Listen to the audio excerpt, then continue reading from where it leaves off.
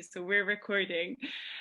So first of all, Ruth, I would like to thank you for agreeing to be our Shero of the Month and for agreeing to chat with me. I really appreciate it. And this is going to be our Shero of the Month for August 2021. Keep having to check myself. I keep going 2020 like automatically. So for 2021.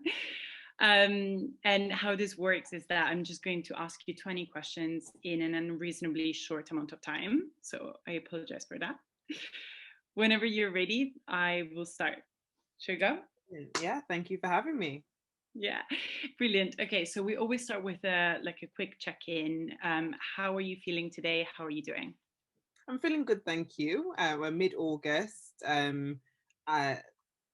It's been a productive morning. It's 4 o'clock in the afternoon for me. I'll still do many more hours of work later on this evening, but it's been a good day. The sun's out. British summer. Can't I really. love that. In London for you, sun is out where you are. Here it's raining, so we're both in London. I have completely different weather at the Yeah, same time. So I'm glad you have the sun. thank you. And I'll start right away with asking about something completely random, but I just know how busy you are. And you are working on so many things, your practice, Checkin Counsel, urban lawyers, just so many different projects. I Yeah. just wonder, really random question, how many hours of sleep do you actually get every night? It varies. I think when I was younger, kind of around university, I could function on 5 to 6. Thanks or no thanks to the current situation, the current climate, and working from home a lot more, Mhm. it has actually given me the opportunity to get in a lot more sleep. So I'm getting between 7 to 8 hours, and I find that like my body now insists that it wants 7 to 8 hours. Not always possible. There'll always be times when you have a last minute case and you're up till 3 a.m. and you have to be up for 6. But generally, where I can, I get 7 to 8 now. Mhm. Do you think it's going to be a bit of a shock going back and like your body having to adapt to waking up early and dealing with that? Oh yeah, yeah. I I have a lot of anxious moments when I sit down and think, how am I going to readjust? Because it's amazing how quickly I adapted to working from home, and I can imagine it will be quite tough to readapt. But I'm Mm. sure it will get easier as time goes along. Bodies are amazing the way they adapt, so hopefully we'll all manage. Because I know exactly what you mean. It's scary at times. So let's talk about kind of relaxing times or like upbeat times. Do you listen to music, and if so, what type of music do you listen to? Do you have a specific kind of type of music for a specific moment of the day? Yeah, definitely. If I'm kind of want to be kind of pumped and I'm getting up in the morning, I'll listen to, a lot more lively music. I love like your dance hall soca. Um, I have like different playlists on Spotify, just feel good, get you motivated, get you kind of hyped you know, for the day ahead. Um, in the in the more chilled times, I would probably listen to, like some R&B. I like kind of finding playlists on Spotify now and YouTube that are like your 90s and noughties, that really kind of bring that nostalgia back of like, music that you grew up with in your childhood. And you can remember like different pockets of your life. Like, okay, I was at secondary school when this album was out and things. So yeah, definitely. I do enjoy my music and different genres for different times. So you were just talking about your childhood. Do you remember what's the first music album you ever bought? See, I don't. I'm the youngest of a wonderful combined total of 9 children, and I'm really close with my older Wow. sister. Yeah. And my older sister's just under 7 years older than me, so I don't remember buying my own. I think I would have just kind of shared hers or Mhm. inherited, but I For do you? remember, yeah, stolen basically. I do remember going to HMV with my best friend when we were like 8 or something. I think we bought Nelly and Kelly's single Dilemma, and I remember kind of going back to her house and we were, in front of the living room mirror singing and dancing along to it. but I can't remember an actual album that I bought for myself. I think especially with big families, it's very normal that you share or steal things from Yeah. your siblings. So I think that's absolutely fair enough. And do you, I mean, it sounds like amazing way of kind of growing up with so many, I think amazing and probably also stressful, you know, like the good and bad of having like a big family. Yeah. But when you think about your childhood, what's the kind of first thing that you think about? And family and nursery, I would say, probably in terms of my younger memories of childhood. Um, Again, having a big family, a large extended family as well. There was never like a quiet time in the house. There was always, you know, cousins, brothers, sisters, nephews, nieces around. I also grew up in church, so again, there was like a wider extended church family as well. So there'd always be functions at church, events, weddings, ceremonies, any excuse basically for people to get together and celebrate. So yeah, it was very packed childhood, um, really enjoyable. It sounds, I mean, for me, like all my earliest memories are food because I come from an Italian family. So it's just True. memories of like crazy long tables full of people and food and everyone just being way too loud. Yeah. And still happens every time I go back. It's exactly the same. So I'm reminded of it. And I don't have 9 siblings. I have to say that must have been like an experience by itself. Just Yeah. any. It is. And so do you think all of these experiences you ever had growing up have shaped your practice in a specific way? Yes, definitely. It's very interesting to kind of look back, and I don't think that I initially realized how important my background, my experiences had been in my desire to come to the bar, and in terms of this, the skills set that I also have.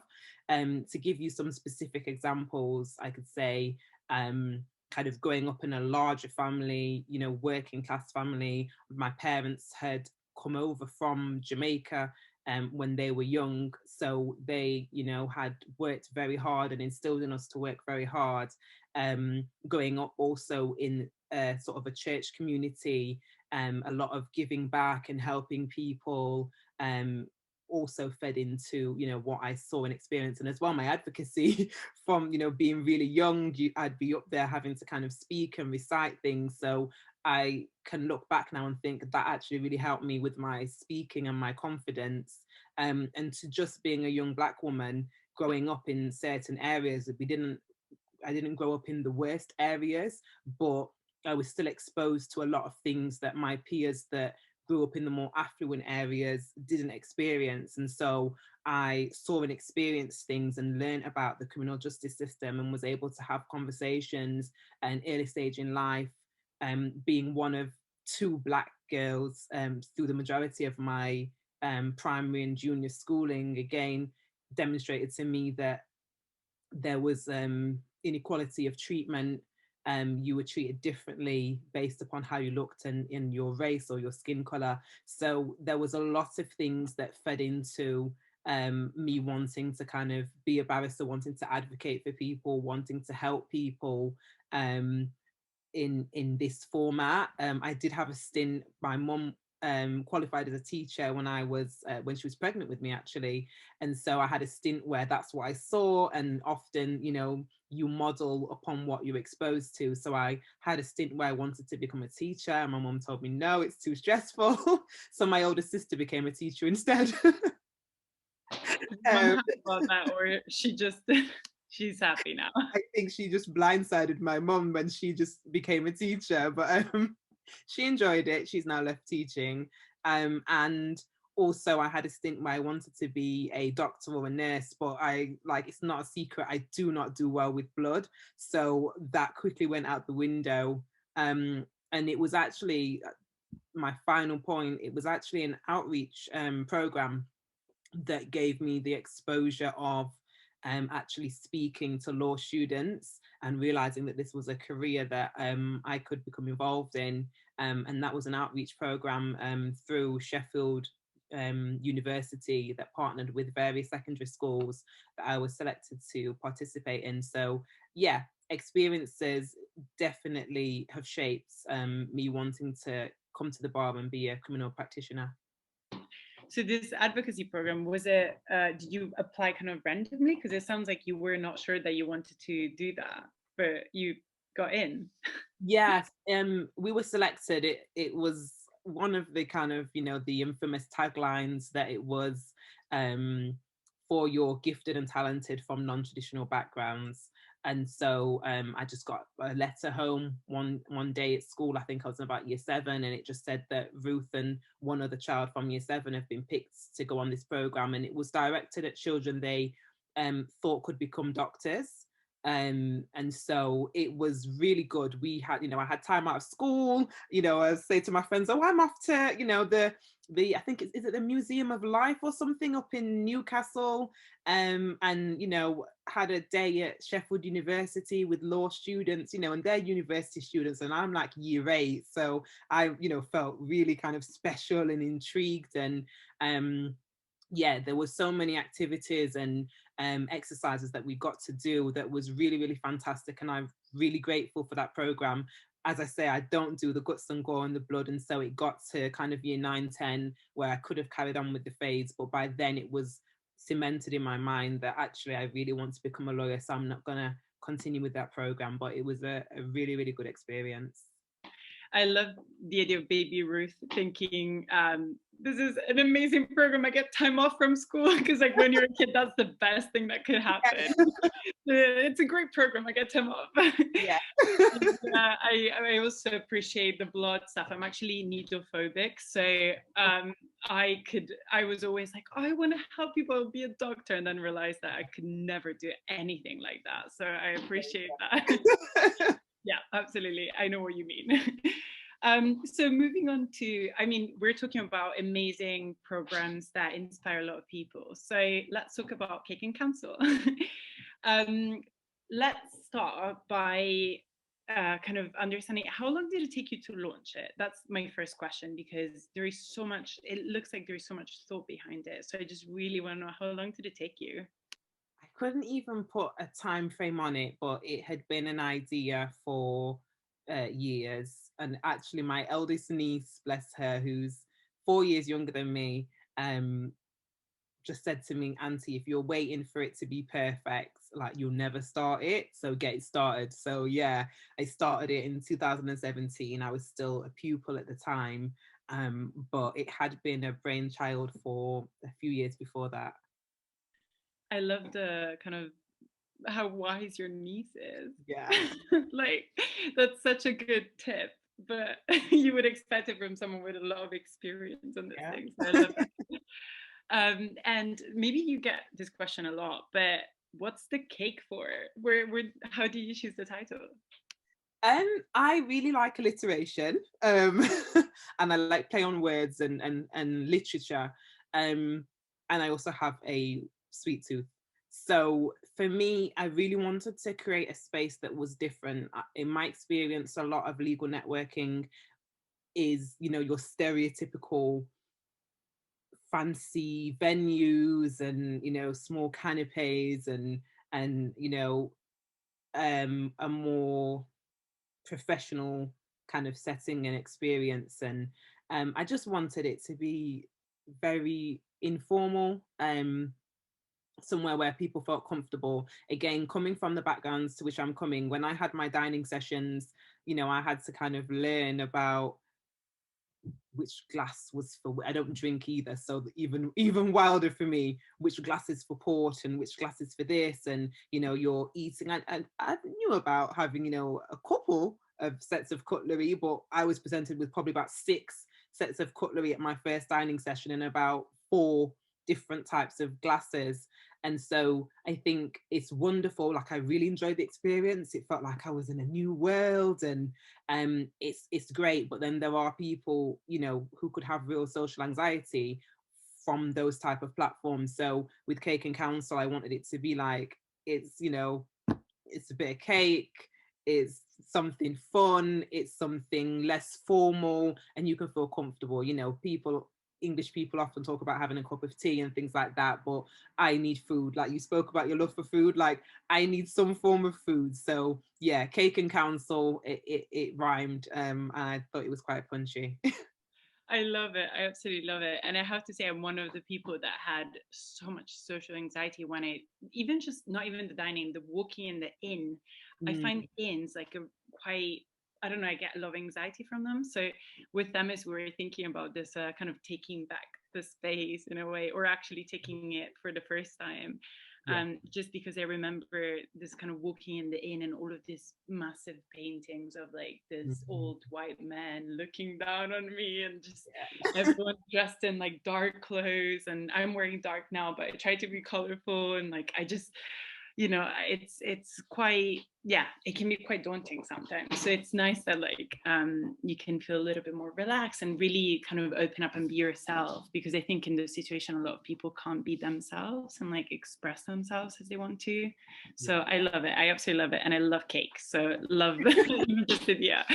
I always wondered whether you're also an amazing baker.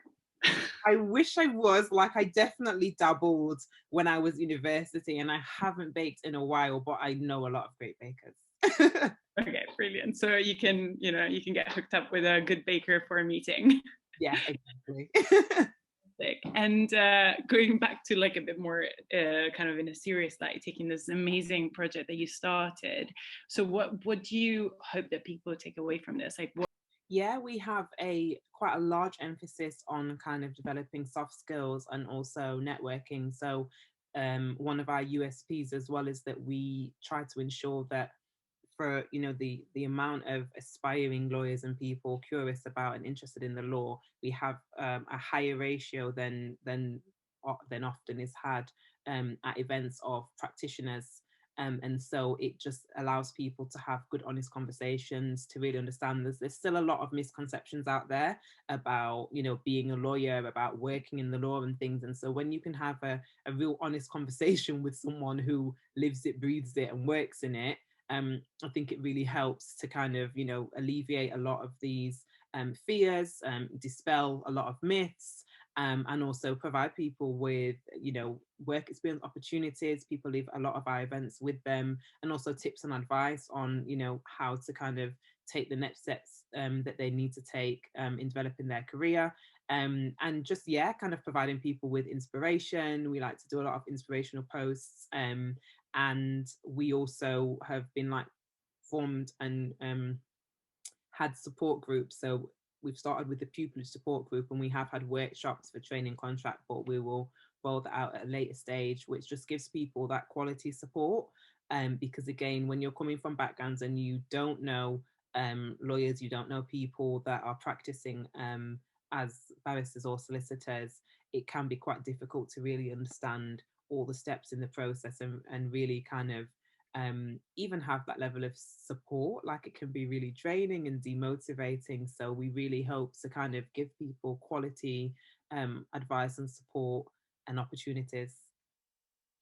I'm also just thinking, I remember filling in the form for the call, and I remember them asking you like name barristers or judges that you know that can be your referees for this process. And I'm like, literally, do you think that every single person starting the BPTC know a like a barrister or a judge? The alternative was a judge, and I was like, I really don't think that's how like Yeah. work. I don't know. I mean, I had the privilege of working before starting the BPTC, so I knew some people from my kind of work experience before, but I can't imagine that loads of people know professionals when they start the BPTC and when they want to do the call. So I imagine that's a big kind of takeaway from the experiences in Cake and Counsel.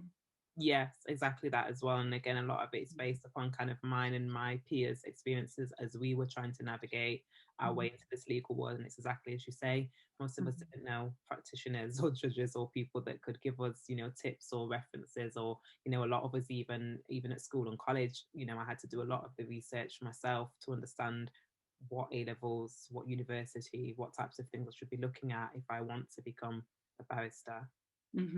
Absolutely. I love all of this, but I'm going to go back really quickly to your practice because I have so many questions for you. So I need to like try to wrap everything up in a few questions. But so going back to your practice, and you are not working from home a lot, but in general, you do crime, you work in crime. So I imagine you have a lot of court work. And I just wondered, do you have some mantras or some kind of rituals that you do before going to court? Yes, I I generally any day like to kind of get my clothes ready from the day before.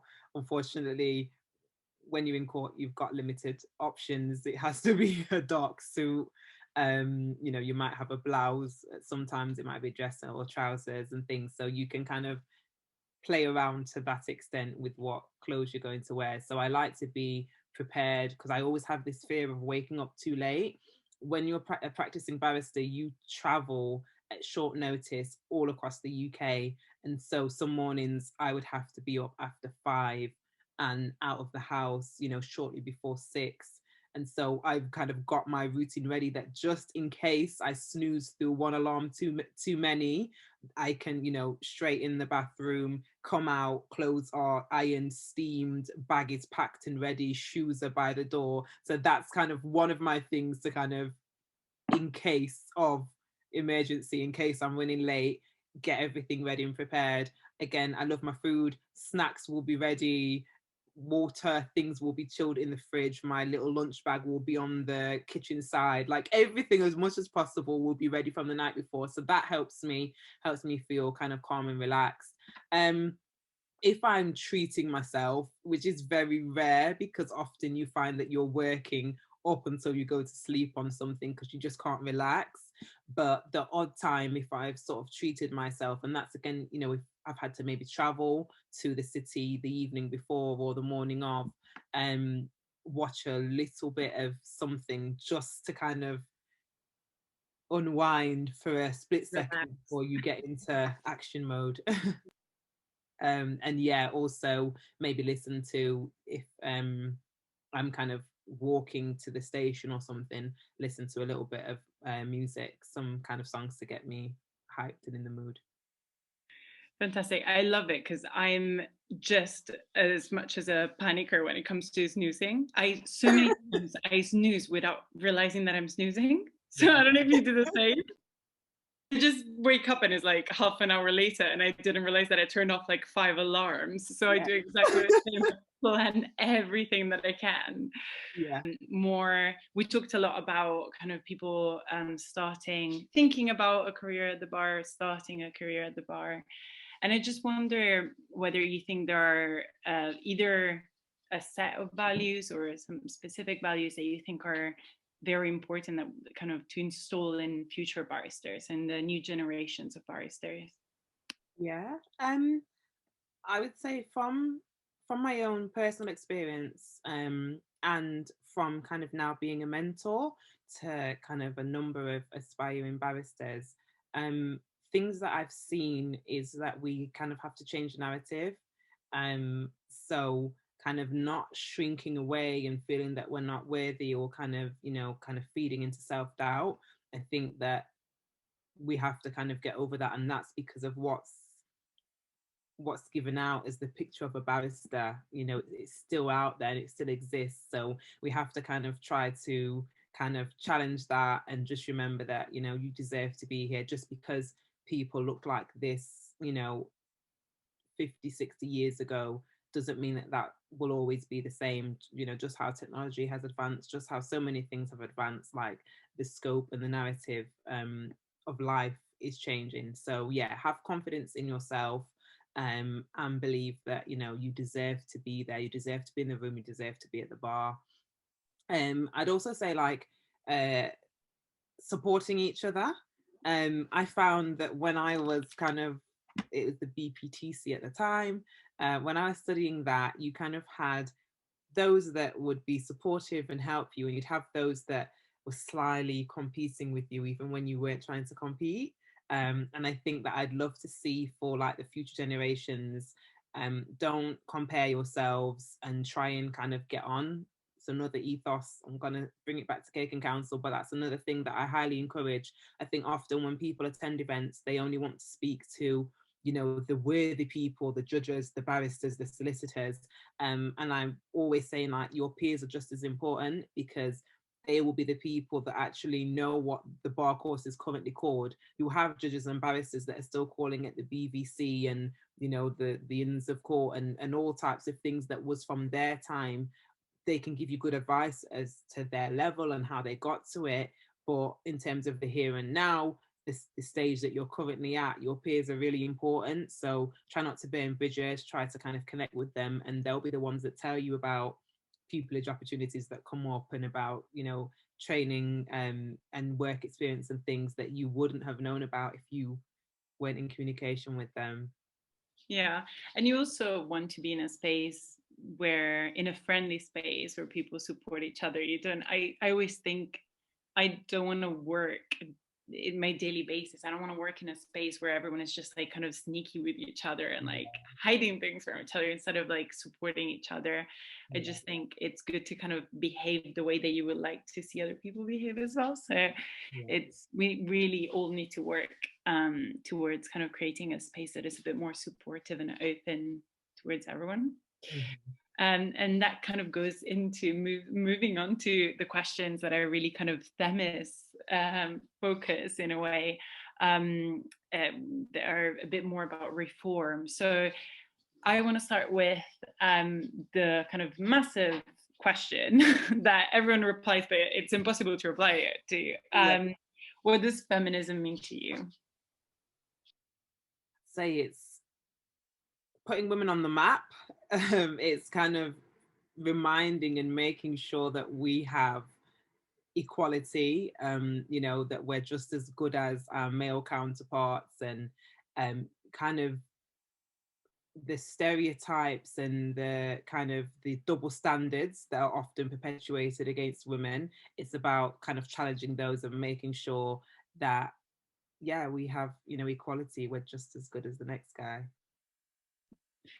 And what do you think it's the most kind of pressing issue at the bar right now? And this is kind of at the bar generally. I'd say, again, I think what a lot of the problem at the bar goes beyond the practitioners and the bar itself, but into society. I think what people have, again, in their minds is the picture of the perfect barrister, and it's based upon the experience and the pictures that you've described that you see in the Inns of Court, is that the greatest barristers are old white men, and that's not, you know, that's not the truth. And so unfortunately, it's not necessarily just the older white men that may kind of think, you know, oh, I'm not going to listen to you as much because you don't hold as much, you know, power or influence as you know, an older white man would. But you can also get it from clients that also think, oh, you know, I can be a little bit cheeky, or I can try it a little bit, or I don't think she's as good because she's a female, or she might be too emotional because she's a female, and I, you know, I want, you know, an older white man, because just because he's an older white man, they assume it would mean experience, and influence doesn't always mean that. Mm-hmm. We need to redecorate a lot of places, I think. Yeah. The entirety of representation. I think there needs to be a campaign to redecorate like legal spaces in general. But kind of moving on to more specific, I mentioned you do a lot of crime work. So what do you think is the most pressing issue within the crime kind of sphere of the profession specifically? I want to take it to the public side, because I think I spoke more about as a practitioner. There's serious inequalities. The criminal justice system is far from perfect. I'm sure you'll see on Twitter a lot of barristers, you know, hashtag the system is broken, things like that. I think when you have like a moral compass and you know, kind of really genuinely want to help people, and that's not shade to anybody, I'm not saying that anybody doesn't, But if you're to look at the system and the resources that you're provided with, you know you can't always do that. And it's quite heartbreaking when you see people that are coming from really impoverished backgrounds, people that, you know, have all types of addictions, suffering from abuse. They may have a mental health diagnosis, or they possibly should have one, but they don't quite meet the criteria. And so it's really, really people, a lot of people who are exposed to the criminal justice system, who are very, very vulnerable. When you couple that with the inequality and, you know, the stereotypes and the statistics and reports that we have, where we know that, you know, young Black men likely receive harsher sentences, all the issues around stop and search and all of those things, you again have marginalized groups of society, very vulnerable people, very impoverished people that are brought into a system that is very underfunded, has a lack of resources. If you were to go to some of these courts, like, and see, you know, the state of them, you'd be really surprised. And that's where people are being brought to spend hours of their day. It's a very scary process as well. You know, people are very anxious at the thought of coming to court, and even just to kind of have the time to be able to, you know, help alleviate any of their fears, to kind of have the time to really give them good quality, a good quality service isn't always provided as well, because again of the lack of the resources, because as barristers we're overworked and overstretched as well. So yeah, there's a lot that needs to be improved, especially in the criminal justice system, and I'm really hoping that more can be done, and it even extends, you know, beyond just the system and just the things to, you know, race relations with the police, and beyond. It's always hard when you have a system that tells itself that it's working really well. Yeah. So it's I think the first step would be kind of recognizing issues, and well, I think a lot of people understand that we have kind of reports coming out saying that the system works really well. And I love when I ask that question, kind of what's the biggest issue within kind of the bar or within the specific sphere of law. It's impossible to pinpoint one issue because everything is so interconnected, isn't it? And so much doesn't work, which is Yeah. Yeah. scary and sad. But moving it back onto a bit more personal, if you will, I kind of was wondering what's the hardest part about being an intersectional woman working as a barrister? Finding suits is a tough thing. I think a lot of these, maybe again, I'm just not in the know of where to get a good woman's suit. But you know, men don't seem to have a problem. I go to the usual places and it's men's suits, not women's suits. But Sorry, yeah, I'm all laughing so jokes. hard. It's such a good question. I have so many text chains of women barristers talking about Yeah, this, but yeah. no one ever answers my question with us, so I love that answer. It's a real thing. But yeah, all jokes aside, on a more serious note, I'm a Black woman. I'm very obviously a Black woman. And it's things that, you know, my peers and colleagues, as wonderful as most of them are, would never understand. How I do my hair for Chambers photo day, how I do my hair to wear, you know, my wig in court, how young I may look to clients, or how Black I obviously am to clients. And so being a woman, being a Black woman, you do always have that consideration of, am I taken as seriously? Is it because of this aspects of my intersectionality, or is it because of this aspect? There's always, there's always going to be people that won't take you as seriously for various reasons. They could also just not like you, or just not like anybody. But I would say, yeah, there's, I can never hide away. There's certain intersections that people will never know unless you tell them, but I can never hide away from this. I'm very obviously female. I'm very obviously Black. My hair is very obviously natural. And so there's considerations that most people would never think about that I have to go through, just to go to court, just to wonder how I'll be perceived by the staff, by the clients, and by the judges and my peers.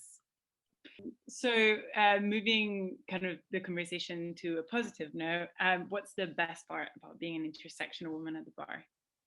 Yeah, again, we keep talking about, and I hope that organizations, firms, chambers will do more about differences, the strength of having differences of thoughts, and the positive, all the positives that it brings to an organization. So by the very fact that I'm a younger Black woman means that my thoughts, my ideas, my knowledge, my experiences are very different, and so that can be very useful in certain situations.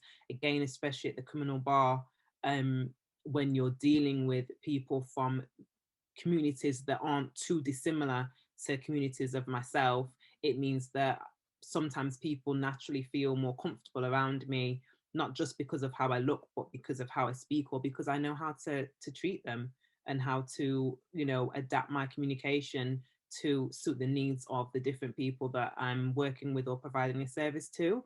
So it can, yeah, it has its positives when you don't look like you don't fit the mold, you don't look like the mold, because the people will always kind of gravitate towards that naturally, and it will have its benefits. I can explain to an older white male supervisor what a basherman is, and that it actually means bashment, and that it's a type of music. And so there's always going to be times when your differences are very unique and also very useful in certain situations.